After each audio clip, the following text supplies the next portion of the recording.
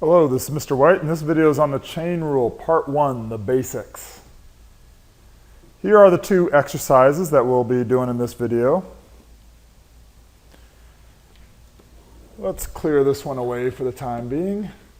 And I consider the chain rule, I view it as sort of the last missing puzzle piece in a fundamental set of skills that we need to pursue further things in calculus. This fundamental set of skills I see as the limit definition of derivatives, the power rule, the product rule, the quotient rule. And again, I see the chain rule as being this last missing puzzle piece. And once we get that in place, we're going to go in a number of different directions and applications of derivatives and see what good they are for real-world applications and such. So I'm excited to get this one under our belts, and let's proceed with this example. We're asked to find the derivative of this function, and we know that the chain rule is going to come into play anytime we have that structure of f of g of x, anytime we have a function plugged inside another function. And I should point out that, of course, we could have f of g of h of x, or even more levels, but we'll save that for another time. But we see we clearly have an f of g of x structure here. We've got an outer function. I would consider that to be the 8, and then outer set of parentheses raised to a 6th power. And then plugged inside of that is a 4 minus x cubed function. And some students are able to just conceptualize this in their head. Other students prefer to actually write it out on paper, kind of like what I'm doing. Even separate it out like this. Some students like to plug in an x here. They don't like just leaving a blank there, although personally I prefer to just leave it blank and proceed from there. So again, I invite you to find out what works best for you, as long as you're coming up with the right answer in the end, right? So at this time, let me pull the chain rule up onto the board. And let's see what the chain rule will have us do here. The chain rule is telling us that when we have this f of g of x situation, that we will derive the outer function. We'll take f prime, but we'll still plug just g of x into f prime. We won't derive g of x just yet. But we'll take all of that, and then we'll multiply it times the derivative of g of x. And presumably in class we've already gone over the proof using the limit definition of why this works and why it is what it is, but now we're just focusing on the actual application of this rule. So let me shrink this down a little bit and move this one off to the side. Again, I'm just going to leave that f of blank as is. And let's apply the chain rule. So again, the chain rule tells us that we need to derive this outer function, this f function. So if I've got f of blank equals 8 blank to the 6th power, then deriving it would give me f prime of blank equals, and then I'm just applying my power and constant multiple rules here. I'll take the 6 and multiply it by the 8 and get 48 blank to the 5th power, reducing that exponent by 1, right? And what is it that I'm supposed to plug into the f prime? Well, just g of x. So don't derive the g of x, just plug it in as is. G of x, and then on this side I could write g of x if I wanted to, but it's more useful to us to write 4 minus x cubed. Again, g of x and 4 minus x cubed are interchangeable. They're the same thing. So what I have at this point is this piece of the puzzle, and now I need to focus on the g prime. So move over to the right side of the screen and simply derive the g function, g prime of x equals, and then I get negative 3x squared here, right? So I'll scroll down a little bit, and we're actually almost done.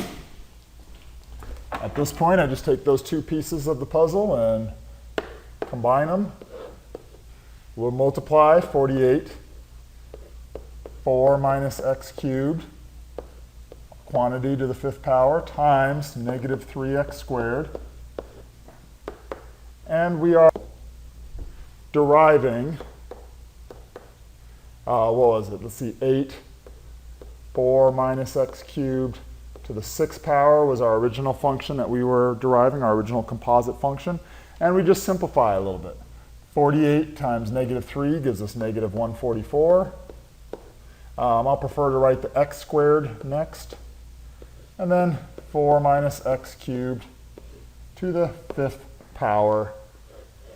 Put a box around it, call it done.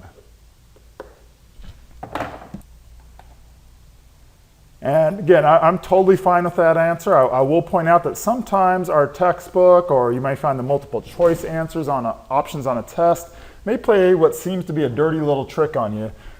They may present the answer as this: positive 144, x squared, x cubed minus 4 to the 5th power. Take a look at that for a moment. Isn't that the same thing? Notice the difference over here. In addition to having getting rid of the minus sign, notice the difference over on the right-hand side. And wouldn't you agree that if you had 4 minus x cubed to the 5th power, isn't that the same as, let's see, negative 1 times x cubed minus 4. If I distributed that, I would just get this, right? And then that quantity to the 5th power. And I'll let you kind of finish that train of thought and notice that this answer and this answer really are the same thing. Now, am I insisting that you write one over the other? Again, I don't care if it's a short answer question, but you're going to need to resolve those kinds of little algebraic annoyances throughout our journey here.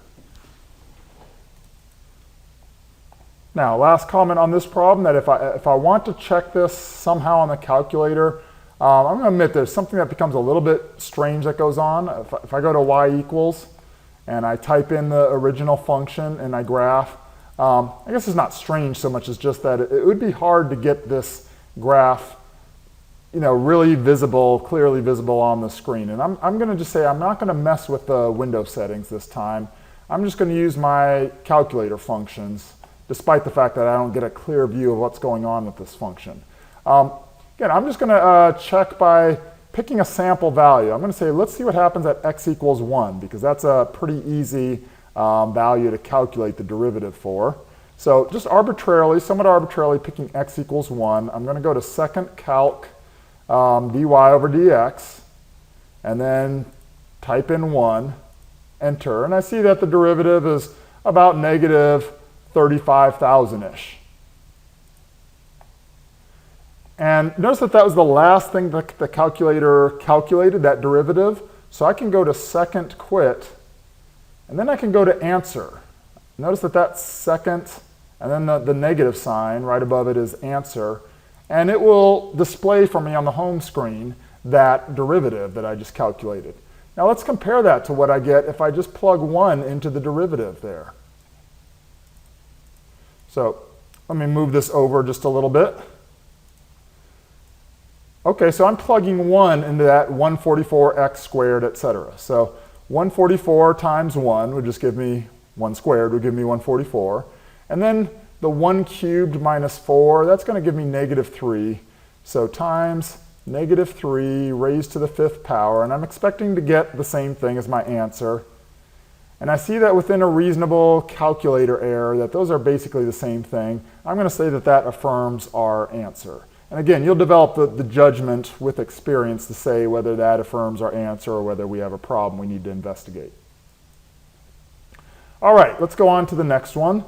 Find the derivative of this function. And this is one of those scenarios where you have options. A lot of students are inclined to think, whenever they see a quotient, they're inclined to think quotient rule. And I would agree that quotient rule would absolutely be the best option if we had a function of s over another function of s. However, the fact that we have just a constant up top, that's not a function of s, it's just a constant, that opens up some options. And that's what, to me, makes the chain rule more attractive. So again, let me rephrase it a different way. If I had something like 5s squared plus 2 up top, then I would say absolutely the quotient rule is the way to go, no argument. But the fact that it's simply a constant, is what makes me think the chain rule is our better option. Let's rewrite this. So no deriving yet. This is still r of s. Let's rewrite it as simply 5 times s cubed minus 27 to the negative 4th power. And now we're going to apply our chain rule. And bam, just like that, I've color-coded it similarly to how I did the previous exercise. Again, think of the outer function as being 5 blank to the negative 4th, and the inner function is that s cubed minus 27. Again, if you want to write those as f of x and g of x, do what suits you best, but I'm going to just kind of leave it as we see it on the screen right now. And let's derive that outer function, that 5 blank to the negative 4th. Let's derive that.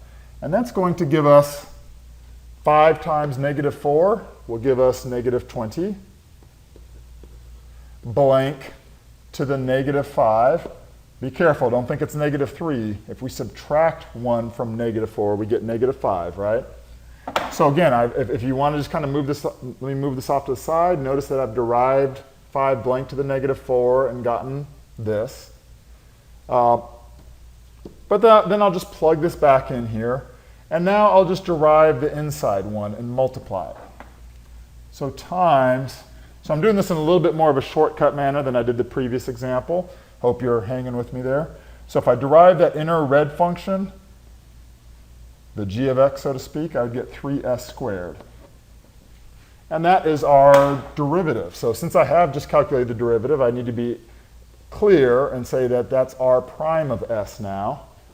And when I simplify, negative 20 times 3 will give me negative 60, s squared.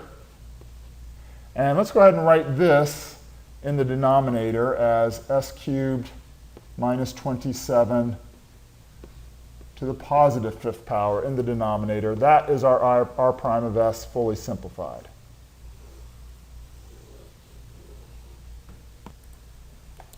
Now, if we want to check this by calculator, I'll bring the calculator on the screen, and we see that this time I'm going to do it the way where I just type in the function in y1 and its derivative in y2. And just like the last example, if I go to graph that on some standard window settings, I see that it's really hard to tell what's going on. But between the, if I look at the original function and the graph, I can kind of surmise that, okay, the graph is riding along the x-axis very close, and then all of a sudden it spikes along this vertical asymptote at x equals 3, or s equals 3 if you prefer. And we look at the algebraic form of the equation, and we understand why there's an asymptote at 3. And we hopefully get a sense, too, of why this graph rides so close to the x-axis at values far away from 3. In any case, again, I'm going to emphasize that I don't have to see a pretty display on my screen. I can still use some calculator techniques to check my answer. So again, I'm going to go to Second Calc. I'm going to press the keypad number 6 to do derivative. And I'm going to just, again, pick a rather arbitrary point. I'm going to pick 1 once again. And I'm going to find out what's the derivative of the original function at s equals 1 or x equals 1.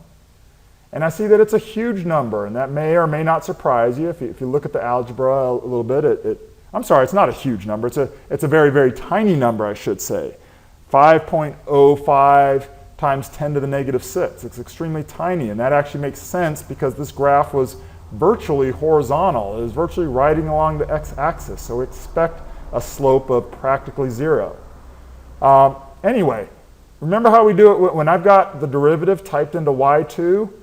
Remember, I can just jump. I can just use the up or down arrow button and jump to the y2 graph and see that when x equals 1, the y value is that derivative that I saw just a moment ago, that same number, 5.05 times 10 to the negative 6. We can do that at different values, of course. Let's do one more. I'll go to Second Calc, option number 6, dy over dx when s equals 2. And I see that I got a derivative, still a very tiny number, 9.69 times 10 to the negative 5th. I'll jump to my y2 value, and I'll see that it's basically the same number, 9.69 times 10 to the negative 5th. So I'll consider this our answer affirmed, and I'll say that we're done here. Oh, and one last comment. I do ask that you look at our process using the chain rule here and compare it to how it would have looked if we'd used the quotient rule instead. And as much as I love the quotient rule, notice that it would have taken us a little bit longer to use the quotient rule instead of the chain rule here.